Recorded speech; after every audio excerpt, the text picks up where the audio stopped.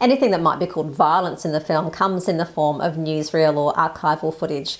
Most of it is specifically actually in America or from the American history at the time when the Beatles were touring. So stuff like the race riots, and you see clashes with police and that kind of stuff. You see footage of missing civil rights activists, which are located. You see the footage of their car being found and a body bag being handled. You also see footage of the Texas sniper, Charles Whitman. You see gunshots firing from the university block where he had positioned himself, and you see people being taken away from on stretchers. You also see a little bit of footage of the Vietnam War, armed soldiers, explosions, war-related stuff. You see, tanks and things like that. So they're historical, little time markers to help acknowledge, what was happening at the time in history when the Beatles were touring, especially in the States, and the sensitive, relations which were happening, culturally and racially in America at the time. It's kind of placeholders, if you like, to help, place the historical accuracy of the film and why perhaps the Beatles were so popular. This is something the film does try and handle, even though it's a question which is impossible to answer. Why were they so popular? What is Beatlemania? What was that star quality that they had? How did they become the phenomenon that they were? So that's kind of it in terms of, the violence. But again, there's, newspaper headlines announcing the John F. Kennedy assassination and a telegram announcing the same thing. So, footage of nuclear testing the atoll and so forth. There's a tiny little bit of blood and gore. There is a photo shoot where the band members are draped in doll parts as well as cuts of meat. This was actually found to be quite offensive in the States and ended up being banned, this album cover. There's a lot of crowd activity in this film. There is a lot of screaming, chaotic, going nutso, screaming females all throughout the film. Obviously, we're seeing live audience footage of when the band played and the hysteria which took place at every single concert. So you see people getting kind of crushed. And while you don't see a whole lot of injury detail, you do see people being carried away because they've obviously either fainted or been, crushed somehow by the jostling crowd. There is a photo of a woman who has a bloodied face, and you see a little bit of blood on a tissue and on her dress. But that's kind of it in terms of blood and gore. Sex and nudity, you don't see any sex in the film, sorry girls, and you don't really see any nudity either. Towards the beginning of the film, you see a billboard, and this again is like a 1960s advertisement for a strip club or some kind of, nudie bar, I suppose. And you do see a woman stripping in shadow. Again, you don't see any genitals or anything like that. You don't actually see any nudity, but it's implied.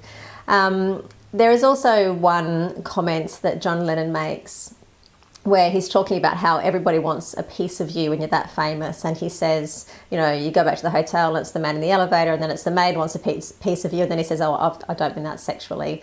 That really is the only sexual reference in the film. You see a few people. Again, it's archival, wearing swimwear, so you'll see, skimpy bikinis and that sort of stuff. But again, you don't see anything particularly offensive. Drugs and alcohol. While there isn't any drug or alcohol use in the film, I mean, you see people in the background drinking beer and wine, but it's very, very brief. There is a photo of a man holding a cigarette. Over this photo, they're talking about how there's one point in the Beatles' career where they were quite often getting high and stoned on marijuana. And then there's this photo of the man holding a cigarette. So you assume that he's probably holding a joint, but it isn't kind of explained or anything. It's just that implication is there.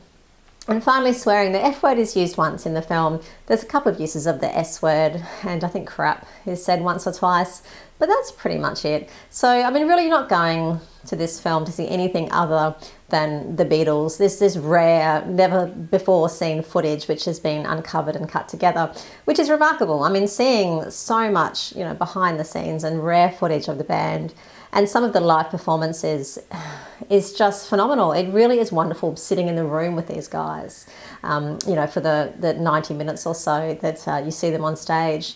The music has been digitally remastered, and so has some of the visions. So it feels very current. It feels so fresh and so wonderful to watch.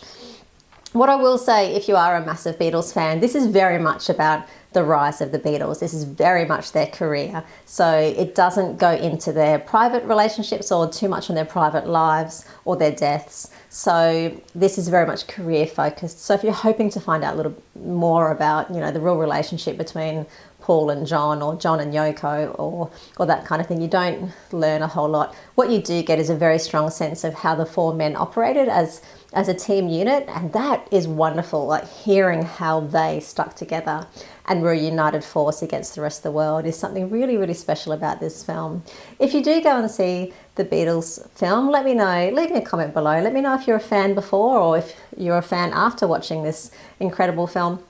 For me, the Beatles is something almost like the Titanic.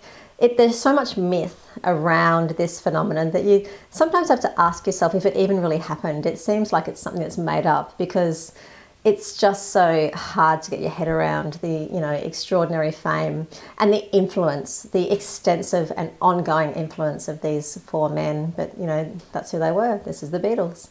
Leave me a comment below. Tell me what you think of the Beatles and of the film. Of course, there's a full content breakdown of the film and so many other films that are on the screen at the moment on cinemum.net.